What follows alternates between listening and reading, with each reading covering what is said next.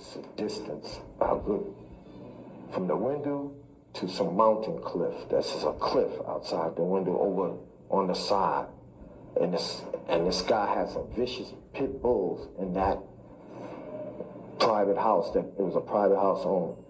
And I tell you, man, that's what I say to this day. I say, Allah bless me, because I jumped from that distance in midair and jumped at least, I would say about 25 feet, or probably more. So he jumped out into the courtyard, over the wall, and got away. Detectives and emergency service went to arrest someone on a warrant for homicide, and when they went to the door, he opened fire with a machine gun. There's a list of all the six. 40-year-old Mary Buckley, shot in the mouth. 55-year-old John Ridge, treated and released last night. 42-year-old Donald O'Sullivan, who suffered a graze wound to the head. 46-year-old Thomas McCarran, shot in the neck. The most seriously injured, 26-year-old John O'Hara, shot in the face and may lose the sight in his left eye. I went to a project building not too far away from there. And within no more than 3-4 minutes, it was at least about 15,000 police cars. Well, now Davis is accused of trying to kill again. His target this time, 6 police officers. He gunned them down last night, jumped out a window in the South Bronx, and is on the run. Police is on a manhunt from Manhattan to the Bronx, looking for Larry Davis. Fuck the streets, so we had to close down spots, man. Being honest. Coming down on the bus, 41 bus, and the whole Webster Avenue after Fordham Road was shut down. I'm looking off the project building roof, and I can see everything. So I said, I gotta go check to make sure they ain't kill my sisters, though. So what I did, I came before they could start getting, they were trying to get people off the street. Get off the street, get out of here, scaring people off the street. So I went down and I just took the risk. I had put on a coat. I went to a person's house in that building that I knew. I got a coat, some glasses. I changed the hat. I went down, went back to the apartment building. Right where they were bringing in the other cops and stuff, and through the front door of the hospital, I stood behind Mayor Koch, Benjamin Ward, to make sure that my sisters came out of there alive. Days on the run, Larry Davis would eventually turn himself in the full light of the media, and return for his safety.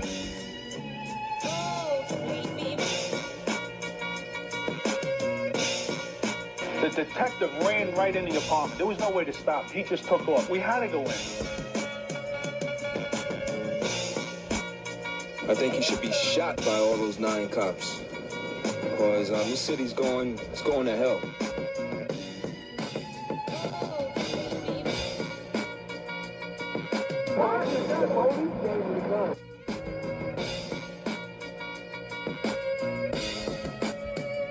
He actually engineered his own surrender in the full light of the press. He knew that the media was there, that what would happen is that the police would not be able to vent their anger on him. So we were very surprised and certainly very pleased to find out that he had survived his ordeal with the police. And I think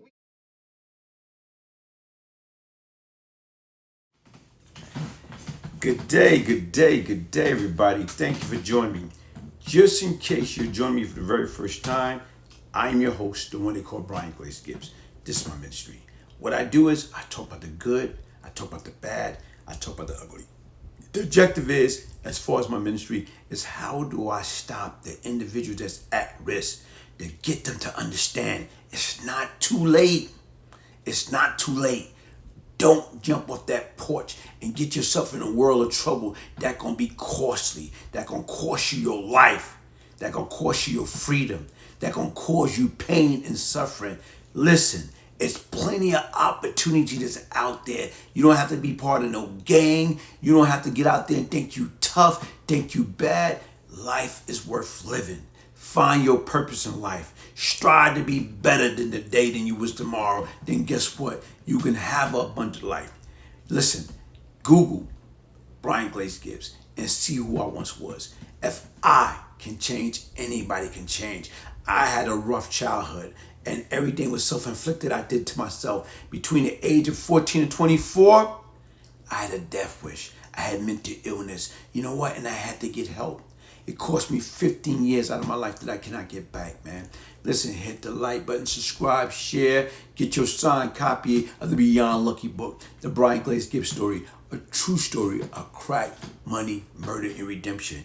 Today, what I'm going to talk about this individual, Larry Davis. Larry Davis, during 1986, that's the first time I ever heard that name. I was incarcerated, fighting a murder charge. And all throughout the news, you talk about ABC News, NBC News, WOR, WPIX, Fox News. They was talking about this individual got into a big shootout with a bunch of police. They was coming to arrest him on a warrant of 4 murders of drug dealers. And right now, as they went to go arrest him, they had a SWAT team. They got into a big shootout. And right now is it turned into a manhunt because how the heck this one individual battling an army of police. He battled an army of police. They come and they got him surrounded. And he blasted his way out. And to me, everybody was glued to their TV trying to see what the heck is this? How this happened? This one individual, 19 years old, going against a whole NYPD police department. And once again, folks, like I say, he won that battle. And right now is on November 19, 1986, 9 New York City police officers with nearly 20 outside the building raided the Bronx apartment of Davis' sister. In the ensuing shootout, Davis escaped uninjured, and all 6 officers who had been shot survived. Police explained the raid as an attempt to question Davis as a multiple murder suspect. Finally obtained an arrest warrant for that. And re-explained the raid is an attempt to arrest him. On a massive manhunt, 17 days, he was traced to a Bronx building and hid in an unknown family unit. Telephoned by the police, he claimed to hold his occupant hostages. After night-long negotiation, convinced by media present that police would not shoot, he surrendered peacefully.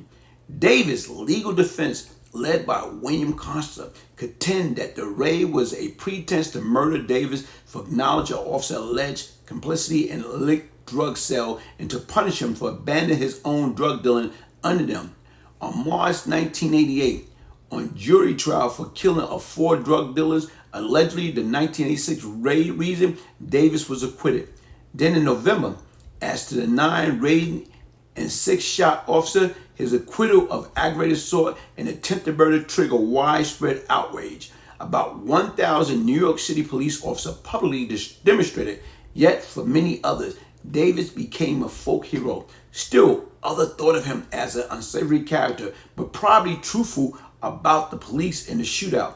Serving 5 to 15 years on the November 1988 conviction for illegal gun possession, Davis was acquitted of another alleged drug dealer murder. But in a third murder trial about another alleged drug dealer, Davis was convicted and sentenced to 25 to life. After converting to Islam, he changed his name, maintaining his innocence. He continued to allege that police had framed him.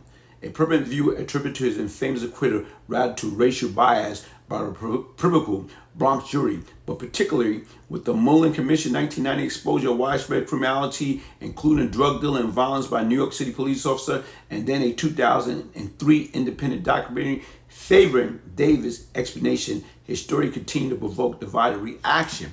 So you sit back and you think about right now, man, and people don't understand, yeah, okay, Larry became like a folklore, a folk hero, whatever.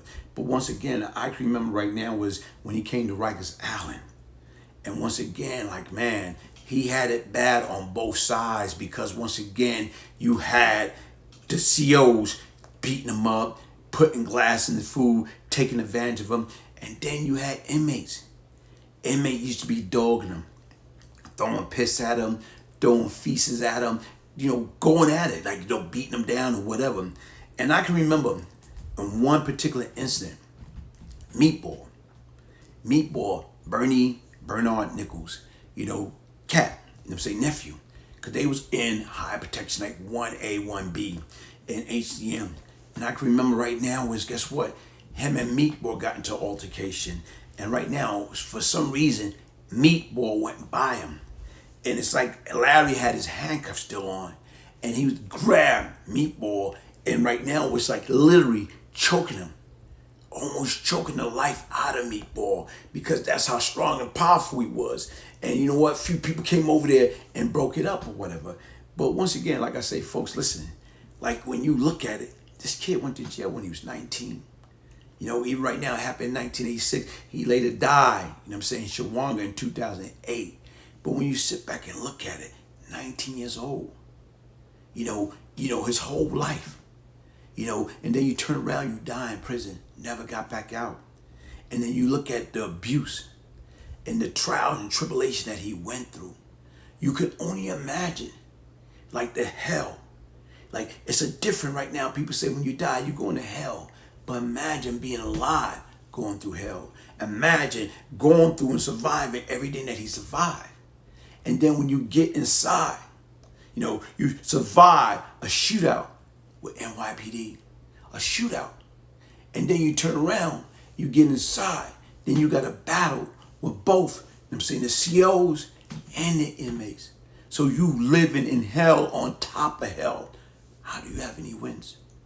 So when you look at it and you look at all that situation or whatever, and like I told you right now, folks, like I say, nobody's no angel. I was no angel. He was no angel.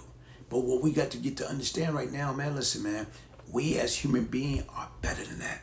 We got to start showing genuine human compassion and treat people with love, respect. That's what we got to learn to do, man. Am I my brother keeper? Yes, we are. How do we learn and teach people how to do better and stop picking that brick, throwing at that prison wall for absolutely nothing? Like I said right now, Wiz, guess what? With the Larry Davis story, I think it's a powerful story. Those of you who haven't checked it out, make sure you go check it out. Like I told you right now, to me, I think right now, November 19, 1986, guess what? That's when that nightmare really began.